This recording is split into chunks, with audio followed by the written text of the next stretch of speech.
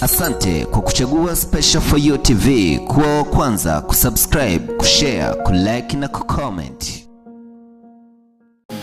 Okay, we good kabisa kupitia Special For You TV. Ni story ni mingi sana tuko nazo, na hapa kama unavyojua S4U tumepata mgeni leo. Kwa mara ya kwanza tumebarikiwa mgeni, na kubwa zaidi tutazungumzia issue za kiimani, kwa sababu imani imekuwa ikipungua kila kuchao, yani watu wanaenda tofauti. Sasa kutokana na yale mambo ambayo yanakuwa yakipitika katika jamii zetu, sasa tuna maswali mengi ya kuuliza. Niko mimi, ako ndugu yangu hapa Saji.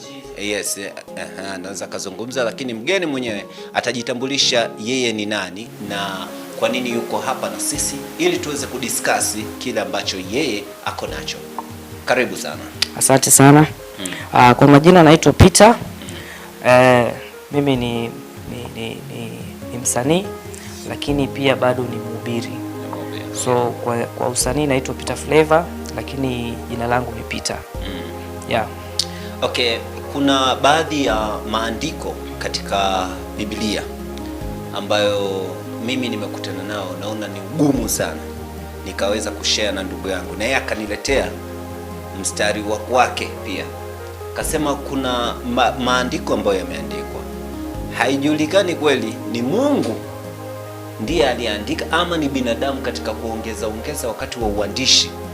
Mwingine labda aliumizwa huko akaamua kuandika kitu ambacho kitamfurahisha yeye. Sasa katika jamii, kwa sababu imani inazidi kukua, watu wanazidi kuchukua baadhi ya maneno. Sasa kabla nisome huo mstari, nataka nikuulize, je, ni sawa kwa mwanamke kuhubiri mbele ya madhabahu akiwa amevaa trouser ama miniskirt? Hapana. Haiko sawa. Si sawa. Kwa nini? Kwa sababu kwanza sisi kama Afrika tunajua trouser ni nguo za wanaume. Na miniskirt pia nayo sio vizuri, kwa sababu pia kuna sehemu andiko linasema ya kwamba ukimwangalia mwanamke wa kumtamani tayari unakuwa umeshazini na yeye. Kwa hiyo inamaanisha kwamba kama huyu mwanamke atakuwa amevaa nguo ambazo hazijaustiri mwili wake, kwa mwanaume ni kama nature ya mwanaume. Mwanaume anapomuona mwanamke akiwa hajavaa vizuri, mwili unasisimuka. Kwa hiyo unaweza kosa kumsisimuka, lakini kwa kumwangalia tu kule akatamani kufanya naye kitu chochote na yeye, tayari anakuwa ameshaingia kwenye matatizo, na pia anakuwa pia na yule ambaye amevaa hivyo pia naye yuko kwenye matatizo. Wote wanakuwa kwenye matatizo. Yeah. Sasa kuna baadhi ya mistari. Saji, nadhani nilikuwa naomba kwanza unisomee huo mstari wako kwanza, and then nami nitakuja na mstari wangu, alafu tuone, tukiangalia hiyo mistari, ni kweli Mungu ameagiza ama ni binadamu ndiye aliagiza maneno haya? Biblia Okay. Biblia iliandikwa na mwanadamu, lakini ilithibitika kwa Roho Mtakatifu, kwa sababu Biblia ni maisha halisi ya mwanadamu, ya ndani na nje, ya duniani na ya rohoni. Umeelewa? Kwa hiyo kila neno ambalo limeandikwa lilithibitika na Roho Mtakatifu. Kwa hiyo mwanadamu ndio aliyetumika kuandika Biblia, kwa sababu Mungu ni roho, Roho Mtakatifu ni roho. Kwa hiyo hakuna vile anaweza akachukua pen akaandika Bible, lakini yeye anamwingia mtu, anamsaidia kuandika mawazo yake. Okay. Yeah. Hebu Saji tusome hapa. Okay, ilikuwa ni katika kitabu cha au sio? Kumbukumbu la Deuteronomy. I think I have to search it for because imeingia nyasi kidogo, ila kwa huwa anaijua kwa kichwa. Nikijaribu kumsikiza mwenzetu anasema kwamba yeye anaamini mwanamke hapaswi kuvaa trouser ama miniskirt. Lakini before niingie kwa kumbukumbu, ni kama hiyo ni Old Testament. Na unajua tuko na Old Testament na New Testament. Okay, wacha nikupe ufafanuzi wa New Testament na Old Testament. New Testament tunatembea katika neema, na Old Testament tunatembea katika sheria. Kwa hiyo Yesu yeye alipokuja, kimfano ilikuwa wewe ndio ili usamewe dhambi zako, ulihitaji kwenda kutoa mwanakondoo ili achinjwe, ile damu inapomwagika unakuwa sasa wewe umesafishwa damu yako. Sasa hapa kuna maskini ambaye hana uwezo. Tajiri yupo, anaweza akatoa mbuzi kila siku, akafanya yale anafanya, akatoa mfugo na akachinja na akasamehewa dhambi.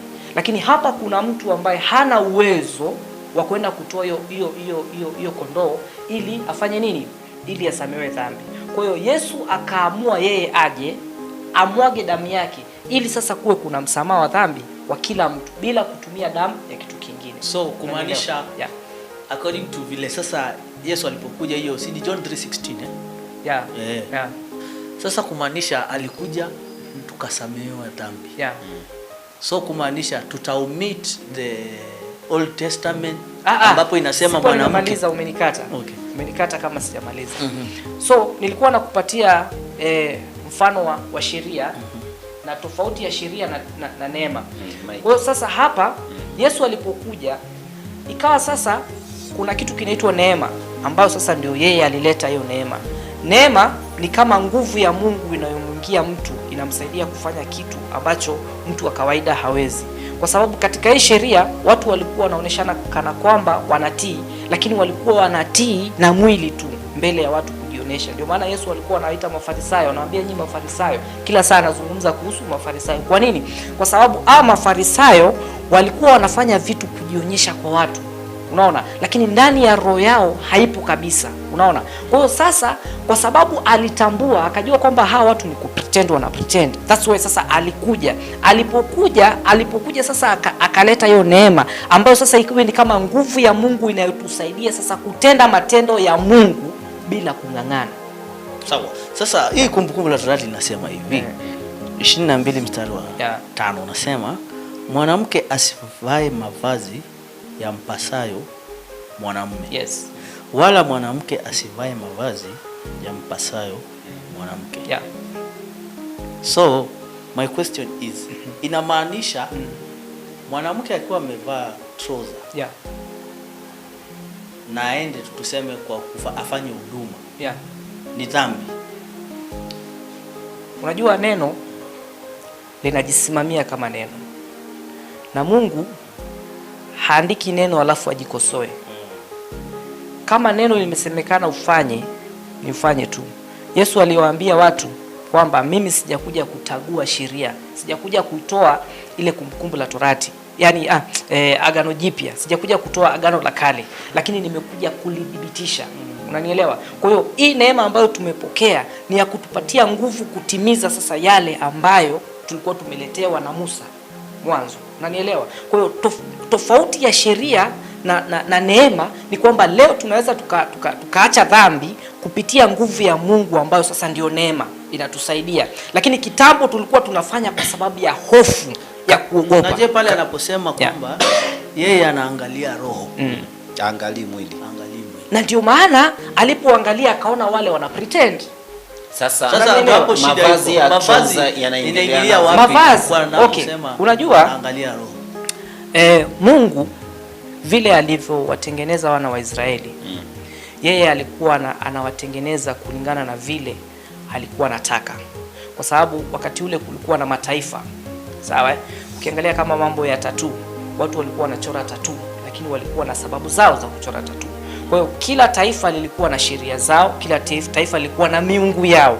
Unaona? Walikuwa wakiabudu. Kwa hiyo yeye aliposema kwamba wasivae kwa sababu aliona kwake ni chukizo. Unaona? Na kama alisema kwake ni chukizo, hatufai kudiscuss anything. Ni chukizo kwake. Kuna mstari hapa katika Exodus ama Kutoka. Ni 2017 hapo. Ambao mstari unasema usitamani nyumba ya jirani yako. Usimtamani mke wa jirani yako. Wala mtumwa wake. Wala mjakazi wake. Wala ng'ombe wake. Wala punda wake. Wala chochote alichonacho jirani yako. Umesema Kumbukumbu? Kutoka Exodus 20:17 mstari wa 17. Sawa, tuendelee. Swali langu linakuja sasa hivi, tunaambiwa kwamba kile mwenzako anachokifanya lazima ukuwe motivated ama tuseme inspired, tuseme ukuwe inspired, si ndio, na kile anachokifanya. Mimi nisipotamani kitu chako nikakiona ni kizuri, nikakiadmire, nikasema kwamba na mimi inabidi nitafute pesa nifanye either kama chako ama ikiwezekana more than yours. Sawa? Yani wewe ndio wa kunionyesha mfano. Sasa chochote kilicho chako nisiwahi kukitamani. Chochote wewe unaendesha gari kali sana. Mimi siendeshi gari wala nini. Nikikuona wewe napata motisha ya mimi kutaka kununua gari. Kwa nini? Hiyo si tamaa. Okay. Swali langu kwanza hapo. Tamaa ni nini? Hiyo ni tamaa ama si tamaa? Tamaa ni nini? Kutamani kitu ambacho si chako, ambacho hauna. Unatamani kiwe chako. Unaweza kuwa unatamani lakini hauna uwezo. Nataka nipate kama cha kwako ninunue. Kwamba sio cha kwako lakini umekitamani. Ni kosa. Kwa sababu gani? Tamaa inawekwa kama wivu. Kwa hiyo huo ni bora ungeweka neno wivu. Unanielewa? Unajua Biblia, nafikiri watu wanachukulianga Biblia kama story book. Biblia is not a story book. Biblia ndio ili uelewe lazima uisome mstari kadhaa. Okay. Si mmoja. Nikukate saji. Kwa sababu ni kama it's a continuation thing. Haya, wacha niweke hili nafikiri katika njia ambayo itaeleweka, lakini pia na msikilizaji. Mungu ni roho. Vile Mungu ni mwana. Mungu ni roho. Sawa? Na Mungu ni baba. Bible imeandikwa kwa sababu ya watu wa rohoni. Ni waraka, sio watu wa mwilini. Kwa hiyo Bible ni ya watu wa rohoni. Watu wa rohoni.